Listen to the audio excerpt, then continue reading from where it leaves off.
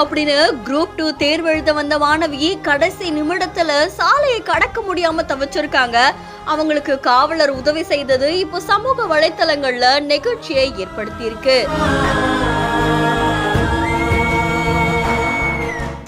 முழுக்க இன்னைக்கு குரூப் 2 அதுக்கப்புறமா 2A பணியிடங்களுக்கான முதல் நிலை தேர்வு தான் நடந்துட்டு இருக்கு.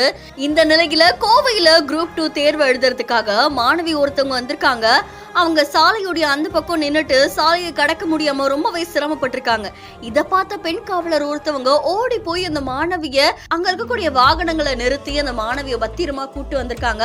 அதுக்கப்புறமா அவங்களுடைய ஃபார்ம் எல்லாம் செக் பண்ணி அவங்களை உள்ள அனுப்பியிருக்காங்க. அங்க இருந்த காவலருமே மணியாச்சு ஏன் லேட்டா வந்திருக்கீங்க அப்படின்னு சொல்லி கேட்டு உடனே அவங்களை உள்ள அனுப்பியிருக்காங்க. தக்க சமயத்துல இந்த காவலர் அவங்களுக்கு உதவி செஞ்சது இப்போ சமூக வலைத்தளங்கள்ல நெகிழ்ச்சியை ஏற்படுத்தி இருக்கு. மாநிலம் முழுக்க 2763 மையங்கள்லயும் சென்னையில மட்டும் 251 மையங்கள்லயுமே தேர்வு நடந்திருக்கு. இதுல சுமார் 7.90 லட்சம் பேர் தேர்வு எழுதியிருக்காங்க அப்படின்னு தெரிவிக்கப்பட்டிருக்கு.